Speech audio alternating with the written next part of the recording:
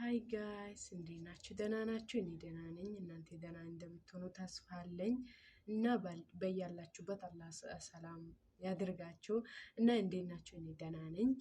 ዛሬ ማሳያችሁ ማለት ነው ገበያ ሄጄ በርካሽ የገዛኋቸውን እቃዎች ነው ማሳያችሁ። ሻምቦ ገዝቼ መጣሁኝ።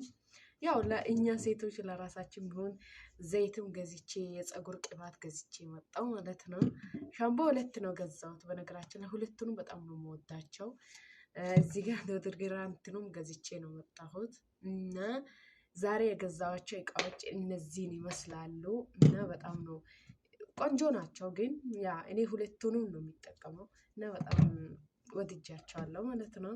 እና የዛሬ ቪዲዮ እቺን ትመስላለች። ላይክ፣ ሼር፣ ሰብስክራይብ አድርጉኝ፣ አበረታቱ። የሚሰራውን ሰው ማበረታታት ነው እና ይሄን ይመስላል። ባይ ወዳቸዋለሁ።